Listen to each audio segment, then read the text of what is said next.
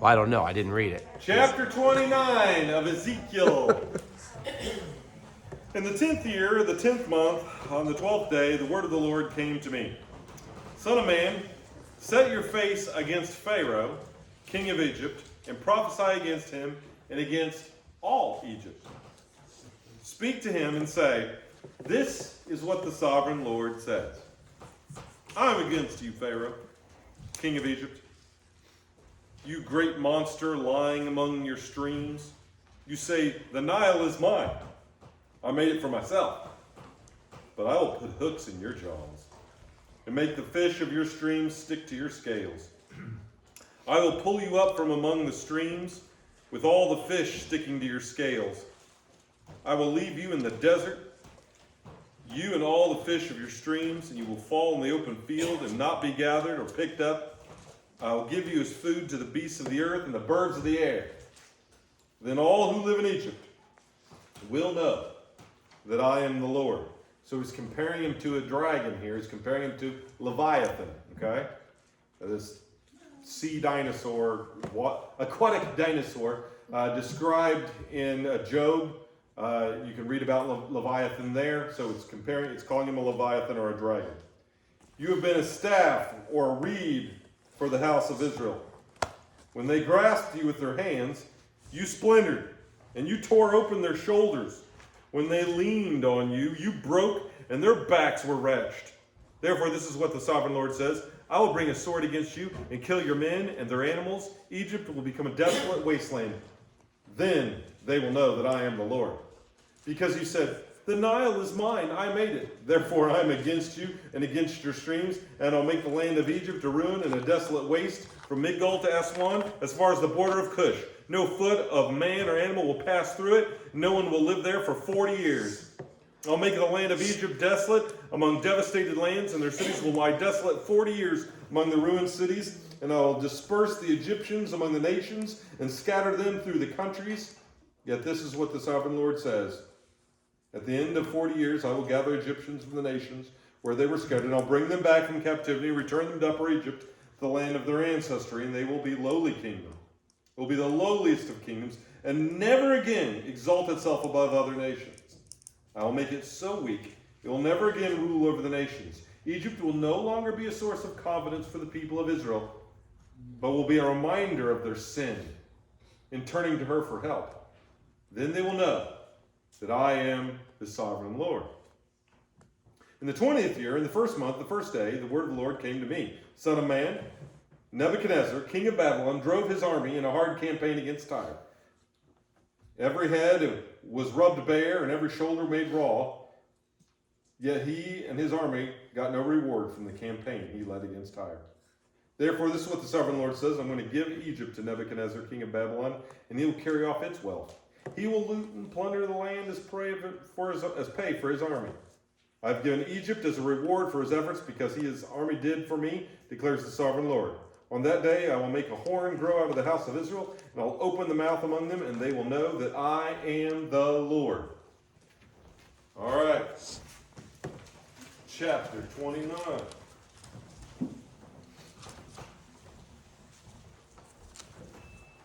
In the 10th year, the 10th month, the 12th day, a prophecy against Egypt is given. He compares Pharaoh to a dragon or to a Leviathan. The dragon is hooked in the jaws, cast on dry land. The beasts of the field eat it. And the cause of her desolation is given and the extent of her destruction. In the 27th year, the first month, the second day, the prophecy is given. Babylon will be judged, Tyre for God, and Babylon is given Egypt as spoil for hire for destroying Tyre. Verses 1 through 16. So it's January 7th, 587 BC. The prophesying to nations is geographical order, not chronological order. This prophecy was given in the 10th year of his exile. So the way that these are laid out in the book of Ezekiel, the way he's putting them in order, is geographically going around the map, not in chronological order. Because when this happens is given, and this was before. This is an older prophecy. He continued to speak against the nations hostile to Israel. Pharaoh is a title, kind of like Caesar. And since Pharaoh worshipped the dragon and claimed the Nile as his, this is the judgment that would strike the prophecy. So he worshipped he worshipped the dragon. Now, the dragon or Leviathan is another term that's sometimes used for the devil and for Satan. And so here we see this dragon represents what? A king of a nation who comes up and exalts himself. And so God pulls the dragon up and slays the dragon and kills it. So was he talking about a literal dragon here? Or a little, no. He's using it metaphorically to talk about what? A nation. So, when we read about a dragon coming out of the Mediterranean in the book of Revelation, should we think it's a literal dragon? No. What should we think? Well, that it's metaphorically talking about some sort of world power. Okay? So now we can understand Revelation better because all the terminology and imagery used in Revelation, he's just borrowing from Ezekiel. Do you see it? Again and again and again, he's borrowing from Ezekiel. So if we understand what Ezekiel means and how to interpret that, then we'll be able to better understand what God's trying to say about the future in the book of Revelation when we read the book of Revelation. Okay? So Pharaoh worshipped the dragon, and so God says, you're going to be like a dragon. I'm going to put a hook in you. I'm going to pull you out of the Nile. And all the fish, in other words, all the other subordinate authorities and people and powers, they're going to get hooked on your scales. I'm going to drag you up and throw you down. And you're not even going to eat. You're just going to be left out there to waste. And this is a judgment which strikes in the prophecy. Okay. The fish represents the people of Egypt struck to the dragon Pharaoh, and they would perish with him among the beasts, the nations. God would show Israel that the weak reed Egypt was, and their Nile River and the rivers and canals and irrigation ditches would be made desolate. And that happened. So you had the fall of another dynasty that is being predicted here by Ezekiel. The punishment would not be forever. 40 years would be the penalty. And they'd be restored, and would never again be great in the world power. It has been mostly subjected to other nations. She would never be looked to for confidence by Israel again. So did Egypt ever become a world power again? Did Egypt ever rule over other nations? No. She was ruled over by others. Babylonians, Medo-Persians, Greeks, Romans. Just one nation after another. Then come the Muslims, the Ottomans. And it's not even the descendants of, it's not even those people that are ruling Egypt anymore. It's Arabic people that are now ruling Egypt. But Egypt wasn't Middle Eastern people originally. Egypt were blacks that ruled Egypt up to this time. But because of their sin, and they kept promising Israel, yeah, I'll come help you out, I'll come help you out. And multiple times they would promise to help and then didn't. But see, they would do that on purpose because they wanted Israel weakened. And so they said, yeah, we'll help you out. And then go and never show up to help. And then when Israel trusted in their confidence and took bold moves, these other nations would come and destroy them. He did it to they did it to the northern tribes with the Assyrians, and they did it to Judah with the Babylonians. And so God says, you made promises to my people to help them and then didn't. So I'm going to punish you for that. Nebuchadnezzar made 2 invasions into Egypt, and his practice was deport, and so he did. He deported them. And that's why the land sat empty for 40 years. Because he took all the Egyptians, and he made them slaves, and he deported them. 17 through 21, since Nebuchadnezzar got much spoil from taking Tyre, God would pay the king by giving him Egypt. He carried baskets on their heads, worn helmets until the soldiers were bald. They rammed their heads against Tyre until they went bald. Kind of thing is the statement. And they were carried arms and battling rams, and their shoulders were being peeled. And the spoil of Egypt was Nebuchadnezzar's payment from God for his faithful servants annihilating Tyre. The result of the spoiling in the 10th year, the 10th month, of the 12th day, a prophecy against Egypt is given. Israel would again be a horn power. So Israel's going to come back to power and be its own kingdom again. Egypt wouldn't. Egypt would always be a vassal.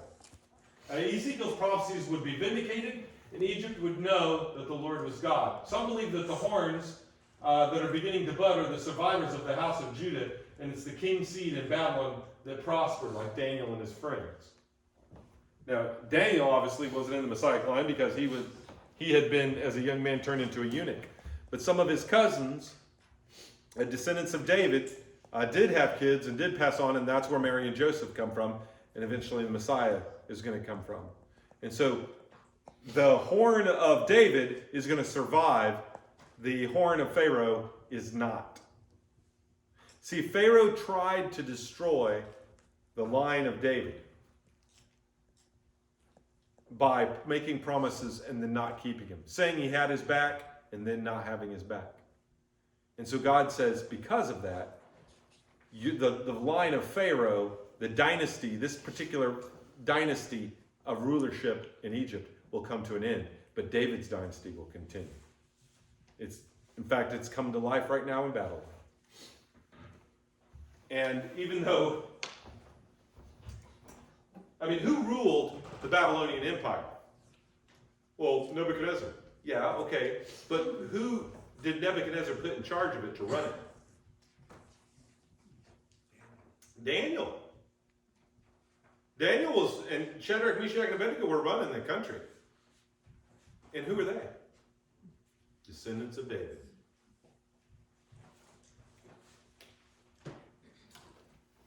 So that's what Ezekiel's prophesying. Pharaoh, like the king of Tyre, considered himself a god. He is the creator of the Nile, the source of Egypt's life. Oh, what imaginations proud people have. I tell you, I feel like the guy, the author from Proverbs, who says, don't make me too rich so that I think I don't need God and forget God, and don't make me poor so that I steal and dishonor God. Just give me each day my daily bread. And getting rich can be a real curse. Did you hear about that? The guy, a man and a woman, she won the lottery and it caused problems in her marriage, and she talked about divorcing him, and he thought he was going to lose his family and all that money, so he killed himself and her. You go look up on the internet all the people who won the lottery and bad things happened. Because all that wealth just brought him trouble. Trouble. Zedekiah had leaned on Pharaoh for help. And you can read that in Jeremiah 37:7. And it didn't do any good. The Pharaoh didn't come through. They would lean on Egypt as a bruised reed, unable to help them stand. So God uses this analogy in a couple different scriptures. He said, you lean on, now see, what was the Nile River known for having in it? Reeds, right? And he said, you're leaning on these reeds like a cane, like a stick. You're going to lean on them. But because they're shattered reed, they're not a solid reed, they're shattered, you lean on it like a cane and it pierces your hand. You lean on it like a staff and it pierces your shoulder. That's what he compares them to. Isaiah 36:6. Lo, you trust in the staff of this broken reed on Egypt, whereon if a man lean on it, it will go through his hand and pierce it. So is the Pharaoh, the king of Egypt, to all who trust in him. Or what about 2 Kings 18:21? Now behold, thou trust upon the staff of this bruised reed, even upon Egypt, which if you man lean on it, will go through his hand and pierce it. So is Pharaoh, king of Egypt, to all who trust in him. God warned them, don't trust this Pharaoh's. They're like leaning on a spear. If you have a cane and you lean on the cane, well, you can put your weight on it. But they're leaning on a pointy spear thing that goes right through their hand. They're just piercing themselves. Now, this was a mistake of Israel all along. And God says, I want to make it so they don't do that anymore. Right? I want to make it so they don't trust in Egypt anymore. I want to remove them as a world power. But think about it. All the way back, who is the father of the nation of Israel? Abraham, right? What did Abraham do when he got in trouble and there was a famine? Where'd he go? Egypt. And what Jacob and Joseph ended up doing? They got in trouble. There was a famine. Where'd they go?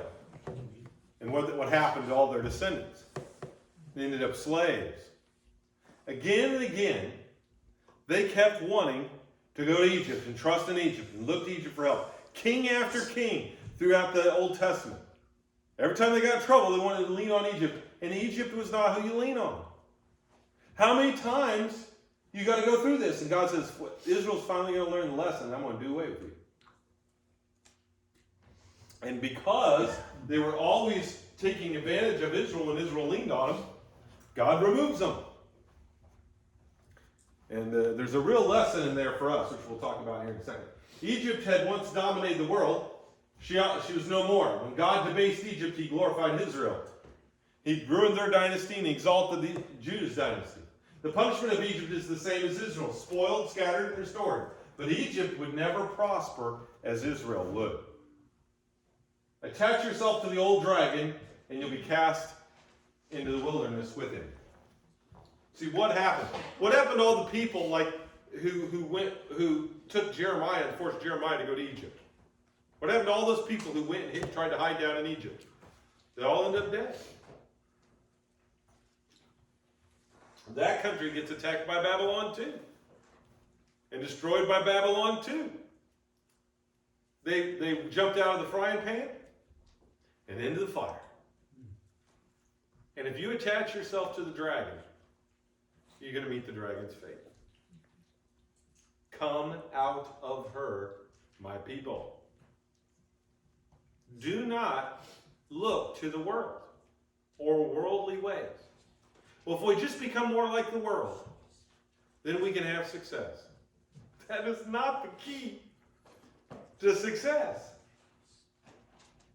Aligning yourself with godless Egypt, metaphorically speaking, is not the way to be saved. Stop looking for salvation from the world and turn to God. See, the house of David is a power that couldn't be broken. The house of Pharaoh, not so much. We need to look to Christ, to God, to Jesus, not to worldly governments, worldly powers, not to politicians, not to men, not to movie stars, not to money, not to possessions, not to worldly things. Look to God for deliverance, for salvation, for security, for help.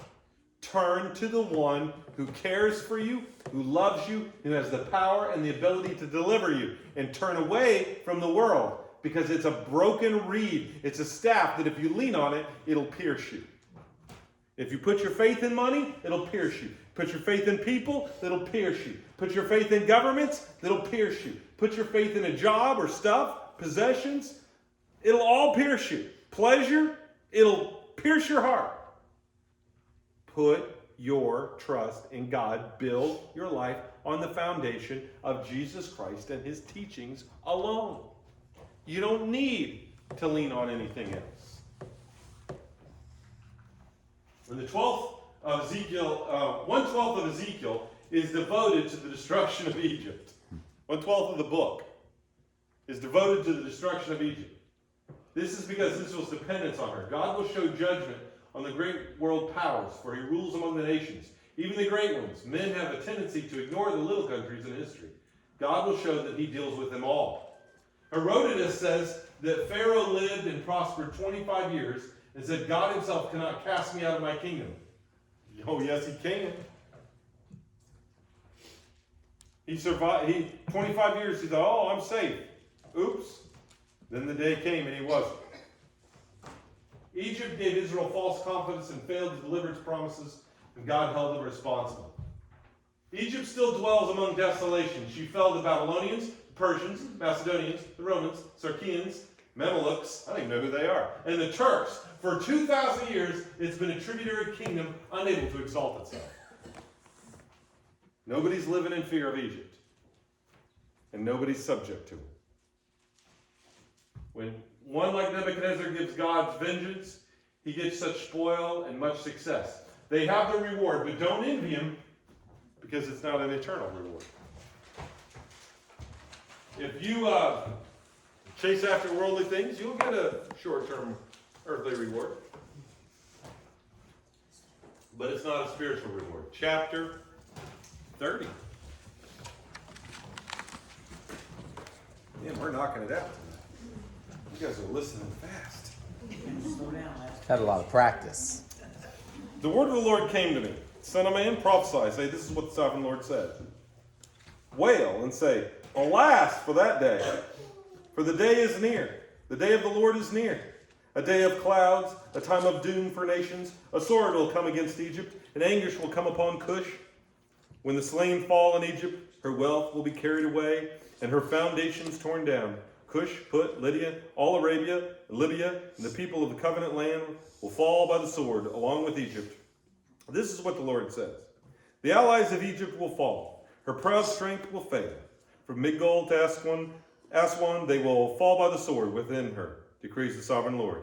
They will become desolate, among desolate lands. Their cities will lie among ruined cities. Then they will know that I am the Lord, when I set fire to Egypt, and all her helpers are crushed. On that day, messengers will go out from me, and ships to frighten Cush out of her complacency. And anguish will take hold of them on the day Egypt's doom. Word sure to come. This is what the sovereign Lord says. I'll put an end to the hordes of Egypt by the hand of Nebuchadnezzar, king of Babylon. He and his army, the most ruthless of nations, will be brought in to destroy the land. They will draw their swords against Egypt and fill the land with the slain. I'll dry up the streams of the Nile, sell the land to evil men. By the hand of foreigners I will lay waste to the land and everything in it. I, the Lord, have spoken. This is what the sovereign Lord says. I will destroy the idols and put an end to the images in Memphis. No longer will there be a prince in Egypt. I will spread fear throughout the land. I will lay waste upper Egypt and set fire to Zone and inflict punishment on Thebes. And I'll pour out my wrath on Pelusium, the stronghold of Egypt, and cut off the hordes of Thebes. And I'll set fire in Egypt, Pelusium, and the riot will writhe in agony. Thebes will be taken by storm. What happened to Thebes? Sandstorm. Memphis will be in constant distress. The young men of Hierapolis and Babutus will fall by the sword, and the cities themselves will go into captivity. Dark will be the day in Taphanes, and I will break the yoke of Egypt, and the proud strength will come to an end. She will be covered with clouds, and her villages will go down to captivity. So I will inflict punishment on Egypt, and they will know that I am the Lord. In the 11th year, in the first month, the 7th day, the word of the Lord came to me. Son of man, I have broken the arm of Pharaoh, king of Egypt. It has not been bound for healing or put in a splint, so it's come to become strong enough to hold the sword. Therefore, this is what the sovereign Lord says. I am against Pharaoh, king of Egypt. I will break both his arms, his good arm as well as his broken one, and make the sword fall from his hand. I will disperse the Egyptians among the nations and scatter them through the countries. I will strengthen the arms of the king of Babylon, put a sword to his hand. I will break the arms of Pharaoh, and he will groan before him like a mortally wounded man. I will strengthen the arms of the kings of Babylon, put arms of Pharaoh will fall limp. When they will know that I am the Lord, when I put my sword in the hand of the king of Babylon, and he brandishes it against Egypt, I will disperse the Egyptians among the nations, scatter them through the countries, and then they will know that I am the Lord.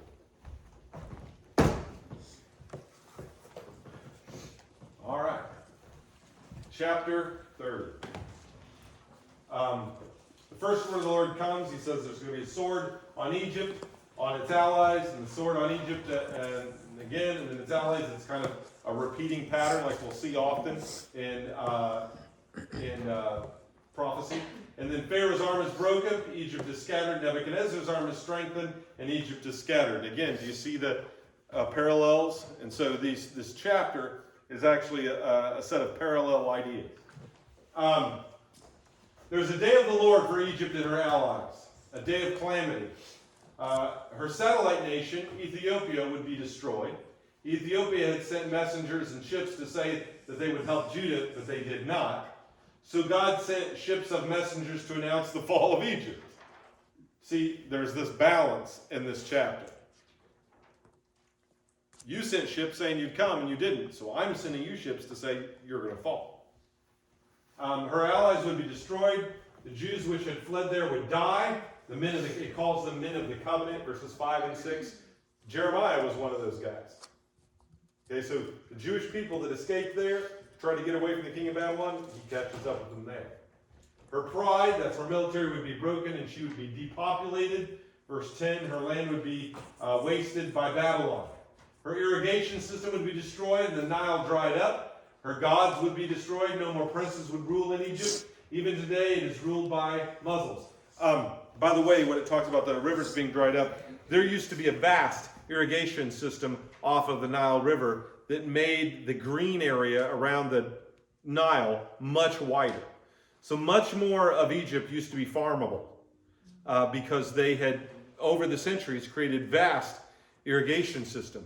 And the king of Babylon destroys that a good part of that irrigation system so that the farmable area of Egypt is greatly reduced.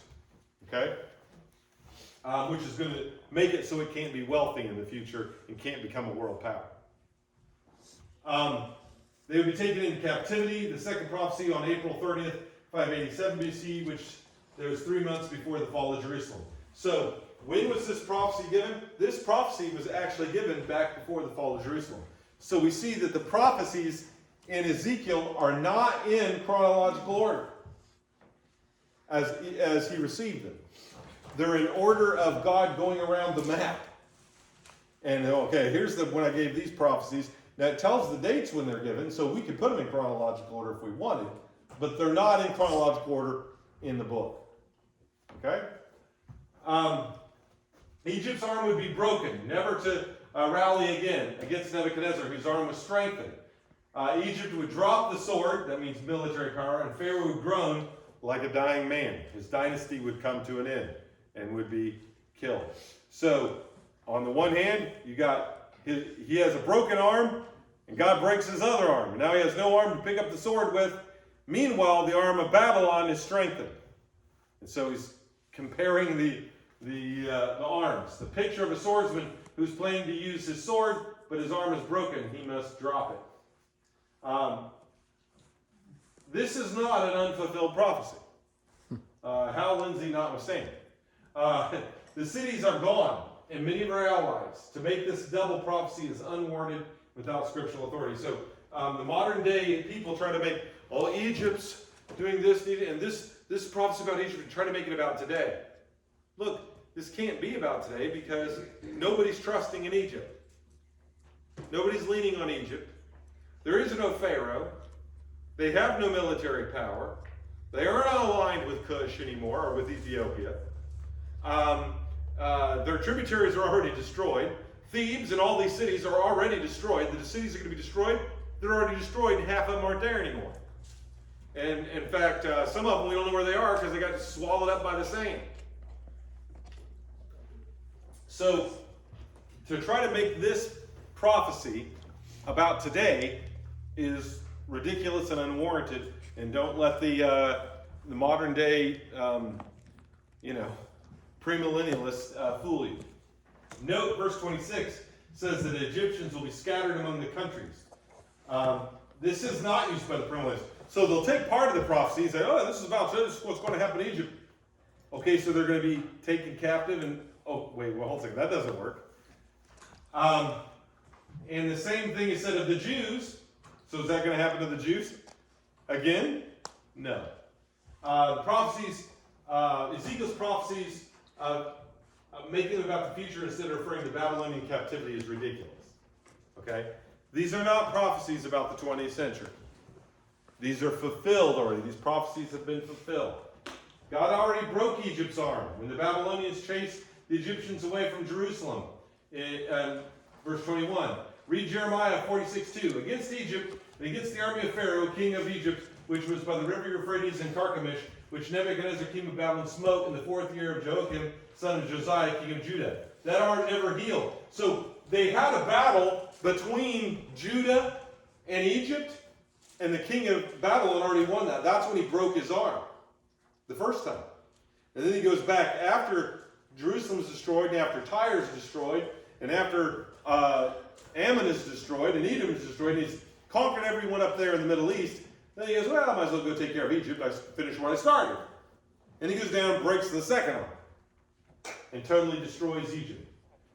Generals have no power except it's being given from above. It's not the size of the army. It's not who has the best military. Who wins is God's decision. The battle belongs to the Lord. It doesn't belong to military might or power. There's a lot of people who've thought that it's military might or their own clever wisdom that leads to victories. Napoleon thought so. And he told one of his generals right before a battle, he said, I've noticed God's always on the side of the army with the larger battalions. And that day he had the larger battalions. But it was not successful at that Battle of Waterloo. And even with larger battalions, he lost. And that was the end of him. And so it goes for everyone who arrogantly thinks that military might is the source of victory. It is not the source of victory. The source of victory comes from God. Now notice the idolatry the Egyptians had ceased. He says, I'm going to get rid of your idols. Here's another way that we know that this is talking about back then, not about the 20th century. Because the idolatry, you think Muslims are allowing the worship of idols? No, they do not. And so this has to be about back then because that's when they're idolaters. Now, all along, God has been, throughout history, rebuking the gods of Egypt. And they keep coming back and they keep unrepenting. So this time God says, I'm going to get rid of your idols for good. And never again were the gods of Egypt at play. And never again was there another prince of Egypt, or king, or pharaoh. This is the end of the dynasty of pharaohs. And after that, you're going to have Medo-Persians ruling, and then you're going to have the Greeks. And, all this stuff like with Cleopatra and all this, that's all, Mark Antony, that's the Romans and the Greeks ruling in Egypt. But Egypt is just a vassal country under some other nation. There won't ever be another Pharaoh. This is the end of pharaohs. This is the end of idolatry of their idols and their gods. Ra, Amun-Ra, and, all their Egyptian gods. This is the end of it. God puts an end to it. Was there idolatry there after? Yeah, well, there was, Greek gods or Roman gods, but even that's gone now. And God says He's going to sell the nation to another country, and foreigners would own it, and that's what happened. The people that are in Egypt today are, for the most part, not descendants of traditional Egyptians. And today, a lot of people in Egypt, they're a mixture of ancient Egyptians with Arabs, or Arabs themselves. The people that are there aren't even the same nationality. And so Egypt falls. Its land will be desolate, its idolatry abandoned, its people scattered, and its power broken. Why? Because God said so. When you make promises to God's people and don't keep them, when you say you're going to back up God's people and then you don't back up God's people, God's going to come and wipe you out. And when you tempt God's people and abuse God's people and enslave God's people, there's eventually going to be a punishment. And that's what happened. And the more, for example, right now, that China persecutes Christians, the more I hope I have for the communist regime to fall. Because you go persecuting God's people, God will do something. The Taliban's toast. You say, well, that's crazy, Kendall. They just came to power. They're more powerful than ever. The Taliban. No, they just killed a whole bunch of Christians. Taliban's toast. They're goners. Man, somebody write a lament for the Taliban. I'm not a prophet nor the son of the prophet, but I know how God rolls. And look what happened to the Romans. Look what happened to the Sanhedrin when they persecuted Christians. What happened to them in 70 AD? Look what happened to the Romans when they persecuted Christians. The more they persecuted them, the more God wiped them out. You go against Christians, you go against the church, you're going down. And these people went against God's people. And this is the fate. God might take a little while to do it. Might take a sweet time, but he'll do it. Pharaoh was judged by God and humbled in the sight of men whom he hoped to impress. All these guys, they brag, they claim to be this, they claim to be that. The more they claim to be gods, the more they ensure their own destruction. Every time you see a wicked king get up and brag, God hears that. Old Nebuchadnezzar, after all this success, he defeats all the nations of the known world. And he goes up on the wall in Babylon, this big, huge wall that's so thick in this powerful city that he built. And he looks at all his kingdoms, look what I did. Look how powerful I am. Look how awesome I am. And God strikes him and gives him the mind of an animal. For 7 years, he wanders around. You go bragging and thinking you're all that and accepting glory that belongs to God, he will humble you. You go taking credit for what God did, watch out. That's what the king of Tyre did. It's what the king of Egypt did. It's what Nebuchadnezzar did. It's what Satan did. Don't take credit for what God did through you. Give glory to God.